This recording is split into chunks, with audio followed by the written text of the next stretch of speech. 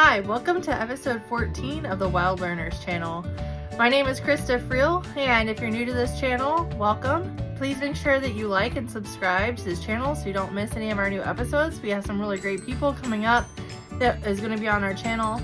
In my next video, I'll be doing an interview with Ricardo Sierra, and he's doing a lot of really great work in the nature community. So I can't wait to share that with you guys. But today we're actually going to be talking about something that's really passionate and really important to me. I guess something that I'm really passionate about, and that is the literacy crisis that we're seeing in the United States right now. A lot of people have seen a lot of a shift in our literacy since COVID, but I would argue that this has been going on far longer than that. And we're going to talk about why literacy is important, ways that we can implement literacy into our nature and play-based classrooms, and talk about just some different stats around literacy and why this is such an important issue. So if that sounds like something that you'd be interested in, make sure you join me and we're going to get right into it. So I'm going to start off this episode talking about some statistics around the literacy crisis, and I found these statistics from the Education Week publication. It's a great publication. You can follow them on Facebook and through their website, but it's just Education Week. So according to Education Week, this is looking at 4th graders across the US. So this is 4th grade nationwide. And these are kids that are not meeting the benchmarks in reading. So benchmarks is kind of like that average median area that we want to see kids reading in. So this is 4th grade. 50% of the Hispanic 4th grade students in the US are not meeting the benchmarks in reading. 56% of Black students are not meeting the benchmarks in reading, and 27% of white students in 4th grade are not meeting the benchmarks in reading. So these are really staggering, really surprising numbers. I knew that we were in the middle of a literacy crisis. I've experienced it with students that are coming to me for tutoring and things like that, but I was really surprised at the numbers, to be honest. And so I cross-checked these with other data points that other universities and stuff have put out, and these are dead on. These are exactly where everybody else is seeing that. And for me, that was really surprising because one, I think it says a lot about what we're prioritizing right now as a culture. And I think it's really sad that 50% of Hispanics and 56% of Black students, so are a huge part of those populations, are not reading at benchmarks. And as we know, if you're an educator, if you're not reading at benchmark in 4th grade, there's a good chance you're not going to be a very strong reader.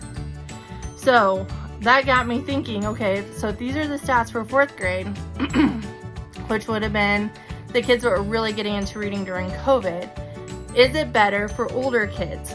So I wanted to see how much COVID was really playing into this. So then I looked at the 8th grade national average on literacy. So this is for 8th grade, and this is students that are not reading at benchmark levels, okay? So 39% of Hispanic students in 8th grade are not reading at their benchmark. 47% of Black students are not reading at benchmark, and 22% of white students are not reading at benchmark. And this article came out in, I want to say, 2021. And I found an article that I'll be sharing later that shows that the most recent scores from iRead and iStep show that those numbers dropped drastically again in 2023. So I think it's fair to say that, like, when we talk about, is this really COVID? Is this because of, you know, the distance learning, the missing the school days, or is this more on, is this caused more because of a reliance on technology versus hands-on learning? And I'd say there's a little bit of both, right? Like, COVID, obviously, we can't deny, had a huge impact on education. It had a huge impact, I would say, more on like social development with children. But as you can see from these stats, unfortunately, this has been an issue before COVID.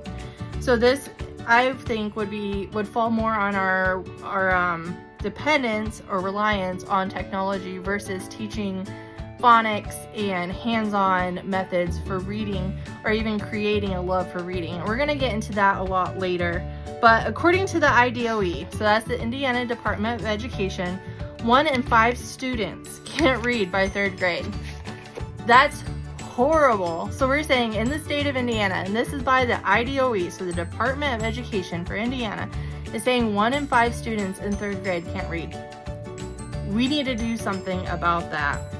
The National Literacy Institute says that students across the nation that can't read at a basic level is at 40%. And most of that obviously is hitting the low-income populations the hardest, because almost 70% of low-income students are not reading at a basic level. So if you're looking at general population, the National Literacy Institute is saying in the US, the average population, 40% of students cannot read. And then if you're looking specifically at low-income populations, you're looking at 70% of those students can't read. Talk about being or doing such a disservice to our children. The National Literacy Institute also estimates that 130 million adults are illiterate and can't read a simple story to their children. So that's about 21% of the US adults in 2022. 54% of adults have a literacy level that is below 6th grade. And 60% of the behavioral problems in school are occurring during reading assignments, and that's whether it's a group instruction or independent instruction. And that's obviously a problem too, because if we can't get them to focus or be engaged in their learning, they're obviously not retaining their learning. So we're going to talk about ways here in a little bit to make sure we're getting our students engaged and creating a love for learning. Something that I wanted to add is that struggling readers often suffer socially and emotionally, because literacy is directly correlated with being able to express yourself. So if you think about people that can express themselves really well, it's usually because they, one, can take what they're feeling and put it into words. They usually have a larger vocabulary. They're usually very confident in expressing themselves because they know the words. They're able to communicate well. They've been able to practice that. Students that have low literacy have low vocabulary, and they usually have low confidence in themselves, and especially when it comes to speaking and reading skills. So they're not as willing to express themselves or even communicate their feelings. And that obviously can cause a lot of problems unrelated to literacy with like mental health and things like that. So we're talking about a huge issue here, and it's something that I hope that we can turn around in the next couple years and help save this next generation of kids. So this was according to Bright Futures, which is a home and community-based service in New York. They found that 19% of high school graduates are not able to read, and that 20% of high school seniors can't read. So we're talking about 20% of the high school seniors in New York City, or New York as a state, I guess is New York as a state, are not able to read. So they're not going to be able to get jobs where they can make a better income. They're looking at more low-wage jobs, and we're really not setting ourselves up for a really promising future. So this is really scary information. I think that's something that we need to be aware of though, but there is hope. So what I want to do now is we got all the scary statistics out there. We know the information. Now what are we going to do about it, right? So we have this information, now it's time to come up with a plan. So in this next section of the video, I want to talk about why literacy is important, and then we're going to talk about ways that we can promote literacy with our own students.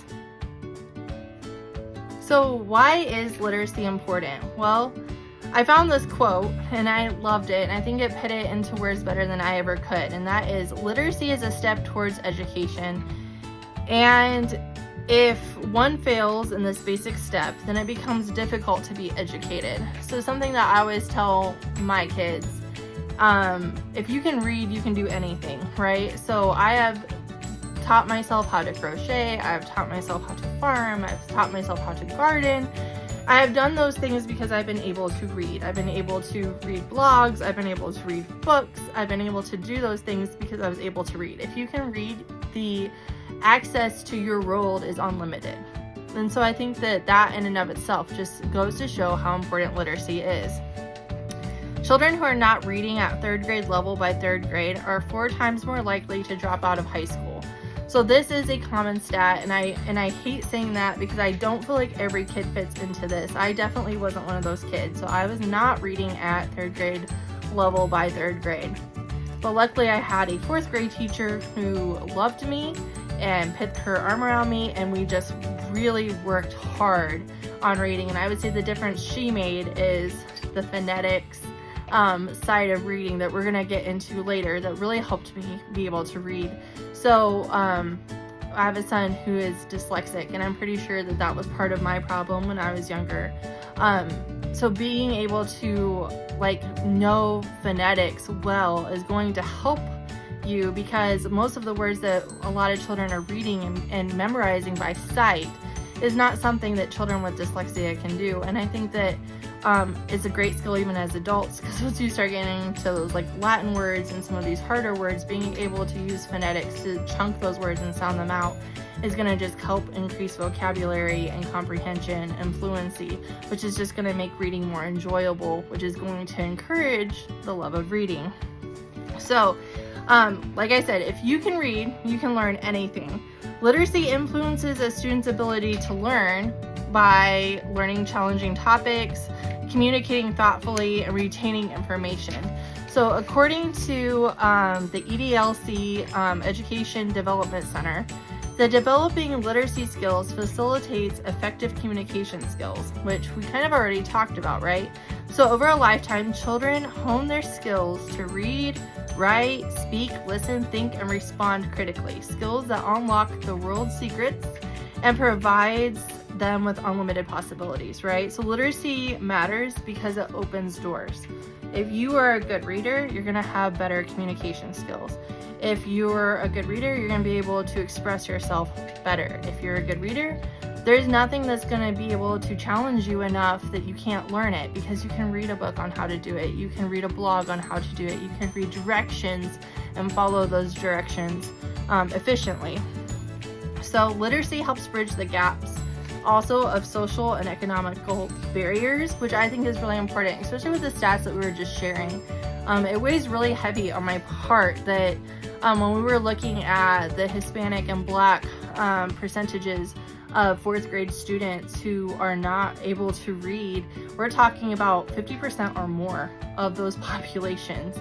And I think it's really imperative that we really focus on those groups and make sure that we are taking away any barriers that they have, because we want them to be able to, and white students as well, all of the children should be able to have barriers removed for them, because life is hard. If we can increase their literacy, help remove some of those barriers, we're going to have more successful adults.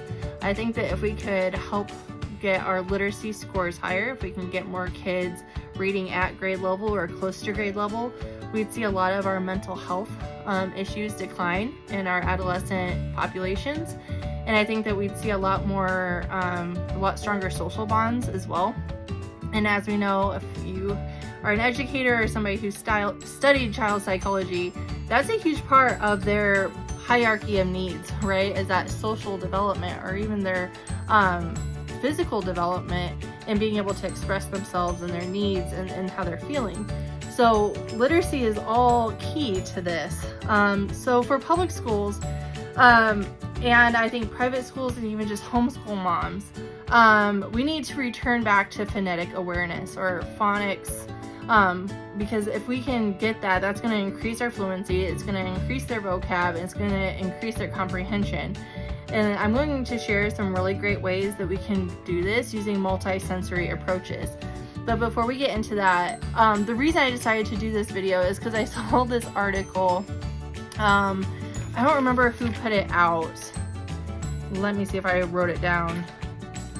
There was an Indianapolis channel that put out an article anyway about how sharing a lot of these statistics in the literacy crisis.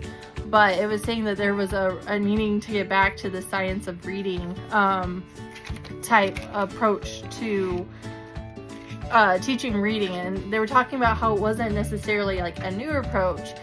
And I found it really interesting because it's not a new approach at all. That's the way we've always taught reading. I don't know why we got away from it, but we did. And so like they're even saying that like, hey, we need to go back to what we were doing, maybe revamp it a little bit so it fits the style of the students that we have now. But we need to get back to the basics of phonics. So we're gonna get into that in our next section of this video.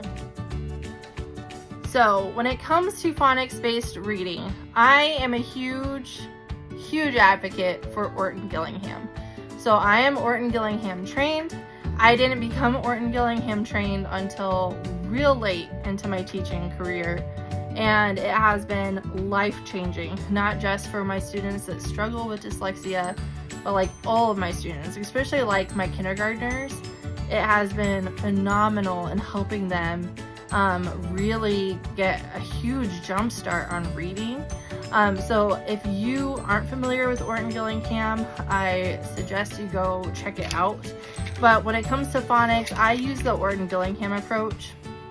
I really love it. You can Google it and there's lots of information. The DII, which is the Dyslexic Institute of Indiana, has a lot of free resources as well. So I would suggest go checking them out. If you're not familiar with phonics, I know there's probably a group of teachers that are coming out of college that maybe haven't had that instruction, because that isn't the way we've been teaching reading. So I encourage you to go check that out. But phonics, important, but I'm going to assume that you can do that phonics part on your own. What I really want to talk about is to the forest and nature and play-based educators, how can we incorporate that into our classrooms, right? So first, I think the most important thing is reading aloud to your kids. I read aloud every day to my students, and it doesn't matter if they're 4 or if they're 14. They all enjoy being read to. Even adults do. I mean, that's why audiobooks are so popular. That's why podcasts are so popular. Like, we enjoy listening to stories. And I would say if you are going to read to your students, it's always best to use inflection and use those silly voices, because if you can make it an emotional connection, if you can make that a way to connect with your students or with your child, you're creating a memory, an experience for that kid, and they're going to really have a positive look at reading, right? And so the first thing and the best thing you can do is reading aloud to your kid every day, to your students. Doesn't matter what age they are. We need to get back to doing read alouds. So when it comes to actually doing then children doing more self-directed or more independent projects when it comes to literacy, I'm going to get into that step by step, and we're going to talk about early childhood first. So for early childhood, some ways that I incorporate literacy in a more play-based model is like during free play, they have access to storytelling materials like puppets and figurines, or even paper dolls or like paper animals or things that we had cut out and laminated. So storytelling is huge. So storytelling is starting to teach early childhood students chronological order, is teaching them how to, start a story and then end a story and create really intricate relationships between characters and settings. And those are all really important parts of literacy. So storytelling is huge, right? I'm a huge advocate for storytelling. I also think that role play is really important. So, whether that's doing like kitchen or home, or even for like boys doing like, war or, hunting type role plays is really important, because they're designating their role within their experience or their story that they're acting out, and they're having to, collaborate on that. And that's a really great way to also build those storytelling or literacy strengths and start getting them to see the different components of storytelling. Drawing is also really important. Drawing, I think, is like a child's first way that they really start expressing themselves. Before children even have language. You can see that they will scribble or make markings on paper, and I think that drawing is another really great way to express yourself or create a story and to build literacy. You can also use like letters to create like different like artwork and things like that, blocks and puzzles and things like that.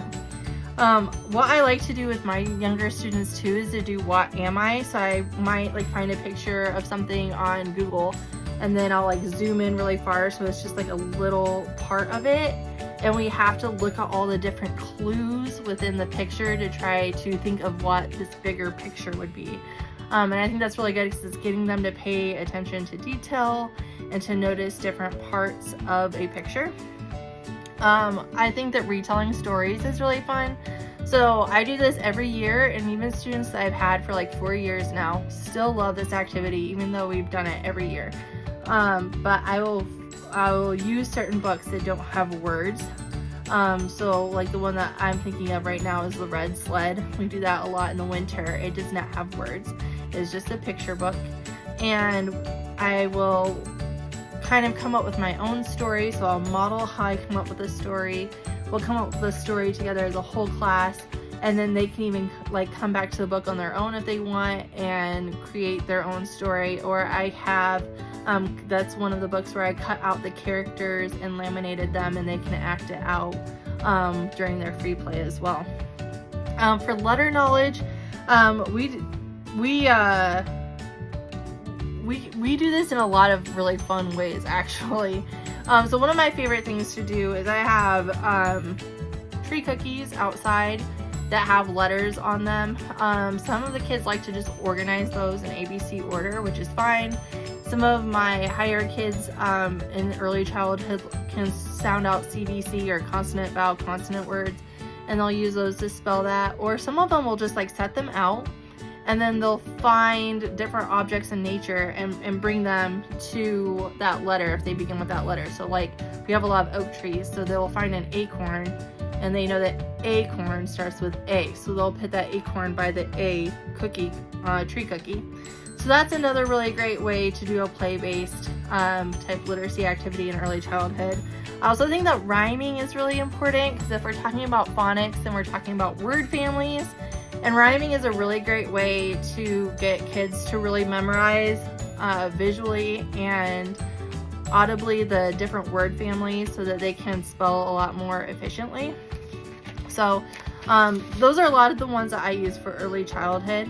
When it comes to the older kids, so we're talking more of your elementary age, primary and elementary age, journaling is a really great thing. So when we go out into nature, they have their own journals, and they can either use words or draw pictures, but they're taking time to notice, observe, and document that in a way that's meaningful for them.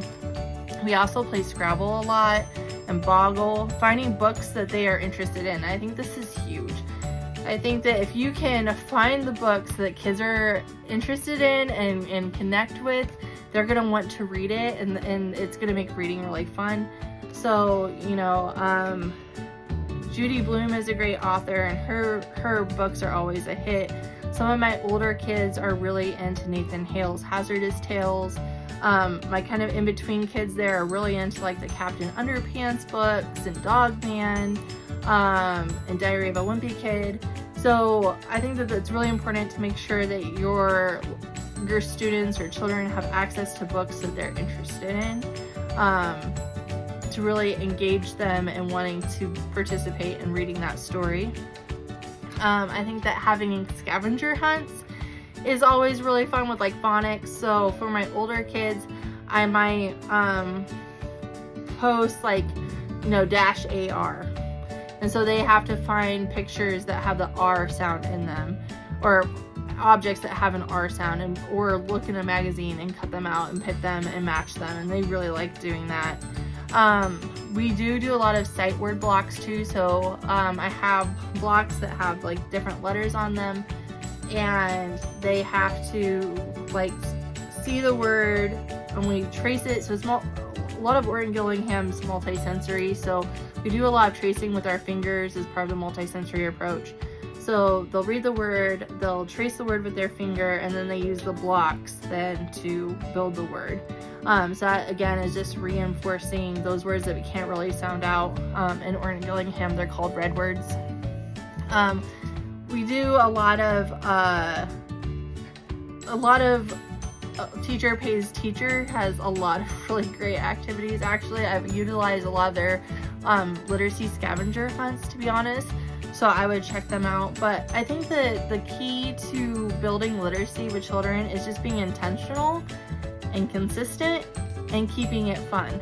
So I think that as long as you are doing your research and you are making sure that it's engaging, because obviously if the kids are like trying to struggle reading a textbook that is not at their grade level, they're going to associate reading with being horrible, making them feel horrible, and they're going to try to avoid it. But if we can make sure that we are meeting our students where they're at, we're trying to incorporate different ideas or themes that they can connect with or that they are interested in, we're going to be able to really connect them and have them see reading as a really positive experience, which is what our goal is. So with that said, what I try to do is, I'm a very play-based and project-based type teacher anyway, but I try to keep my direct instruction to only 10 to 15 minutes. With your older kids, technically, I guess, could sit longer than that. But I feel like if you are doing your job well, it shouldn't take more than 10 or 15 minutes to be able to do that direct instruction part. And the direct instruction is really just the manual of how to, right? You're kind of giving them the brief of how to, what this is about. But the real learning is going to happen when they're engaging with it independently. So I try to make sure that their independent work is very project-based and hands-on. It's usually student-driven, so with my middle school son, he's been very interested in learning about World War II and the different things that tanks and things like that. And so we talked about doing a research project, which he hates writing, and I'm trying to get him to see that writing doesn't have to be this horrible thing. So we went through and we narrowed down his research project, and he did the research. He actually enjoyed writing it, so much so that not only did he write his rough draft and then proofread it, he then rewrote it instead of typing it this time. And I think that practice has been helping with that, because he was able to organize his thoughts a little bit better using some of the different techniques that we've been working on. And so it has taken time. It isn't something that just happened because he's so interested in it. He became a master at writing just because he was interested in the topic. It has taken practice, but as we've built consistency and we have built some rigor into our method, he has seen that putting in the hard work has benefited, and he actually finds enjoyment out of it now.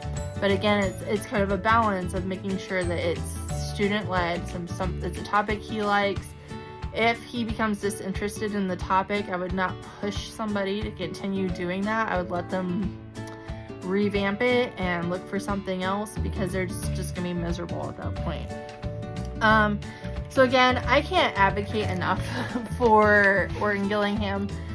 I think that their approach to phonics is really key, and making sure that our instruction and then our independent student work also aligns to that phonetic work is really important, especially in the early childhood area.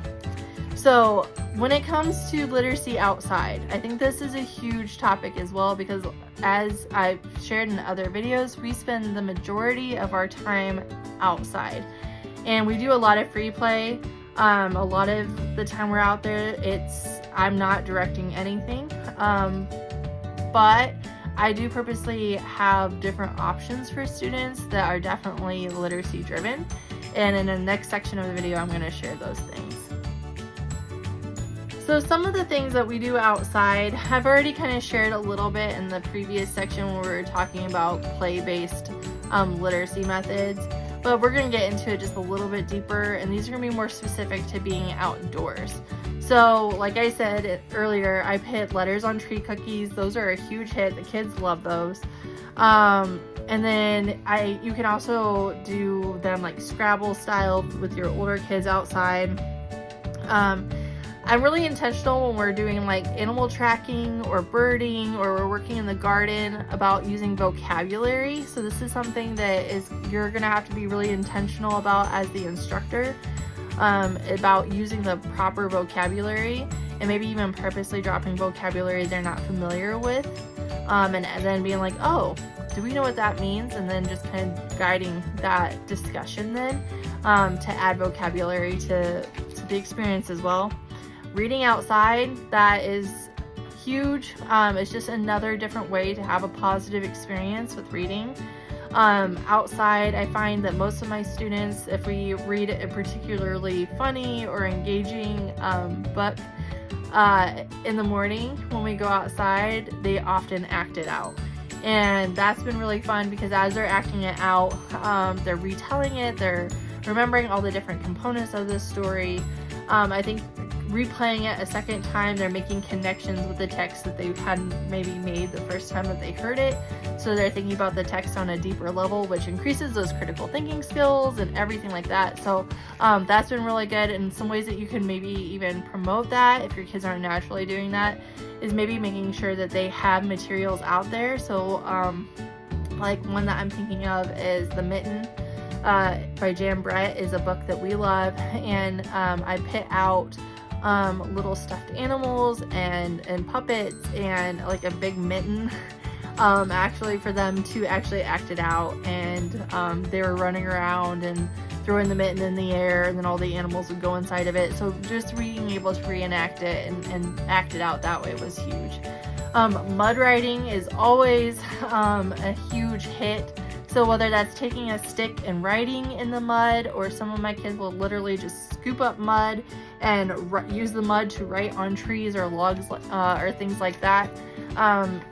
If your students aren't already doing that, again, something that I do, if I want to just see if that's something I want to see if they're interested in, I might just start doing it on my own by modeling it. And a lot of times kids will get interested in what you're doing and they'll come over and kind of start doing their own thing. I think that another fun thing that we have done with some of my preschool and kindergartners is taking little twigs. So this does take some prep work. I'll have them gather sticks maybe one day, and then that night I'll trim them down, or like when we're outside I might like kind of break them off and start trimming them down, and then the next day we use those twigs to make letters, so, or different artwork and things like that. Trying to like, painting, so nature painting. You can use like pokeberries and things like that to paint letters. My kids love painting on logs and trees and rocks and things like that, so it's really easy to get them engaged in doing stuff like that. Again, the nature journals are huge, even at the preschool and kindergarten level. They may not be writing words, but they're drawing pictures, they're observing, and it's teaching them to connect positively with paper and pens and written words and their thoughts, and I think that that's really important. So being outside obviously is going to automatically offer a multi-sensory setting and approach to learning, and I think that it just automatically sets you up to get them engaged and excited about what they're going to do. So I would obviously use that to your advantage, and I am here to tell you, like, we have the deepest learning outside. We really do. So I would not waste that opportunity, and I would make sure you have some materials out there to try to reinforce what you're doing in direct instruction in the outdoor playtime. So I hope that this has been somewhat helpful. I wanted to keep it a little bit shorter today because I think this is a topic that you would benefit most by doing some of your own research, checking out the stats for yourself, maybe even looking at your school's program for reading and seeing how you can take, the worksheets or the curriculum book and make it a more multi-sensory approach. Again, I encourage you to go check out Orton Gillingham. It's going to change your life. And I thought I'd just add a little bit of side notes too. So these are just some side notes that I've noticed as an educator that I've kind of developed through my years of experience. So this is not something that just happened. These are things that I've kind of developed and have observed over my time as a teacher. So I no longer teach reading, writing, or English language arts separately. So when I first started teaching, I might have like reading and English language arts, or English language arts and writing and reading were separate. So I'd spend like, well, when I was in public school, we had to have that 90-minute reading block, which could incorporate reading and English language arts.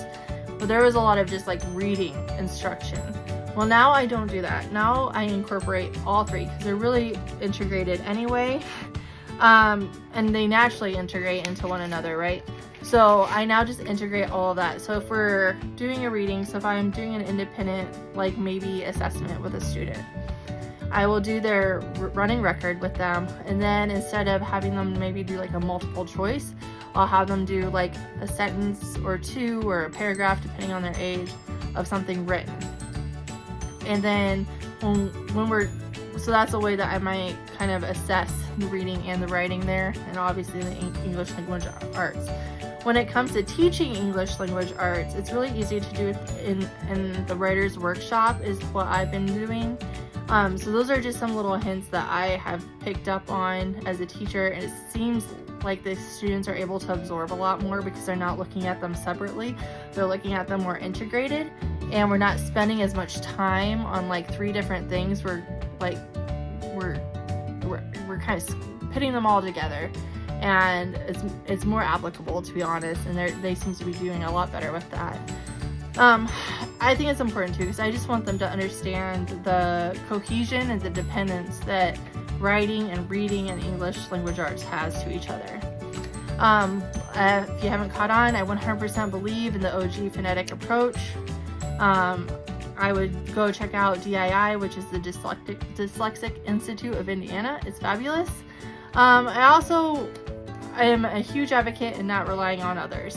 And what that means is I think we need to turn off the screens. We need to get away from the iPads. We need to get away from the, magic whiteboards. And we need to cut back on our reliance on using like TV and other electronics to entertain us. And we need to get back into writing with pen and paper and holding books. Because there is an experience and a connection to our language and our reading in that tangible way that you can't get when you're just staring at a screen, and there is so much data to prove that. So we just need to make the conscious effort as in our culture to just cut back on screen time. I think that it's also huge that we just prioritize reading time in our homes. I know that a lot of us do understand that reading is important, but life gets really busy, right? And we think, oh, well, they're getting it at school. Well, they might be getting it at school, but they might not be getting the most positive experience with it at school. So if you can make reading a positive experience at home, that can really encourage their development in reading and their love of reading as well. And again, it's just relationship building as well. I really believe in modeling reading to your kids. So you may not be somebody who loves to read. I love to read. My kids see me read all the time.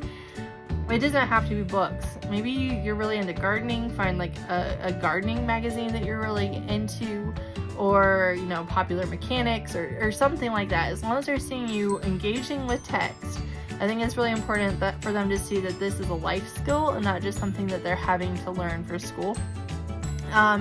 And I think it's really fun and important to talk to your kids about stories that you really connect with. So it's been really interesting having a preteen daughter who is, I'm old enough that a lot of the books that I was interested in school are getting remade. So like the Babysitter's Club, it got revamped, and a couple other ones have gotten revamped as well, and she is really interested in those books now as well. Now the stories are a little bit different, but it's something that we can connect on, and because it's something that we can connect on, it's been something that's really made her want to read them a little bit more. And I've been shared some of the stories that I really connected with or really found funny or interesting, and then she'll share ones that she found really funny or that she connected with. So we're able to build a bond over that. She's able to really connect with reading and apply that to, you know, the text to self and the text to world applications, which are really important.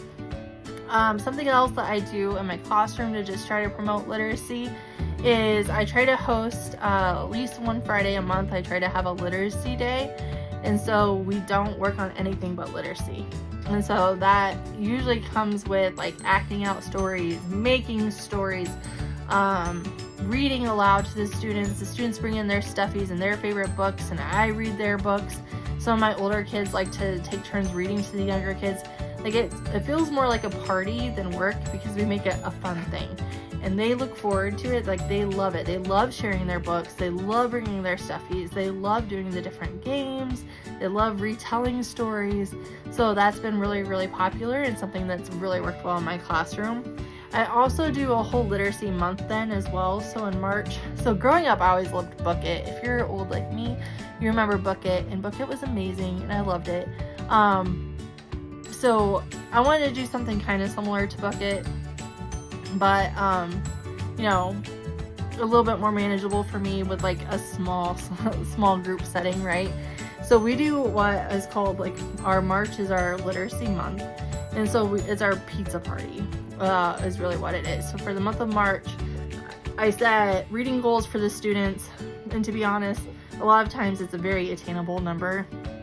That way that if they do go over that number, it's a really exciting thing, and I make little certificates for them.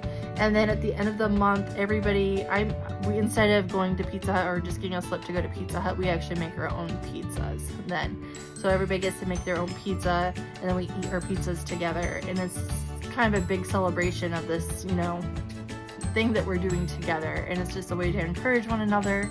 A lot of times the students are sharing the books that they're reading with one another, which is just kind of exposing kids to more and more different types of texts. So I think that's been really, really positive in my classroom as well. So I hope that this is obviously nothing new. It's nothing life-changing. If you're an educator, I'm sure these are things that you have thought about.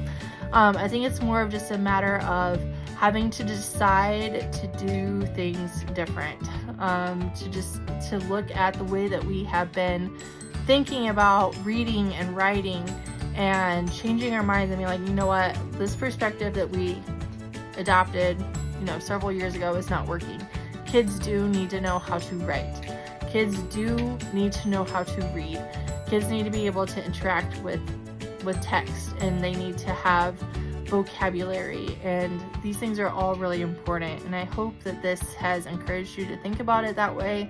If you are a nature-based program or a forest school, I hope that this is maybe giving you some ideas about ways that you could take literacy and promote it outdoors and really create kids who love learning and who love reading, because if we can encourage that, we're going to have an amazing generation who is going to change the world for the better. So thank you so much for joining me today, and be sure to stick around. Next week we'll be talking to Ricardo Sierra, so I'll be posting that video in the next week or two, depending on how long editing takes on that. And I have some really fun topics coming up as well. So I hope everyone is staying warm. Take care, and I'll talk to you later.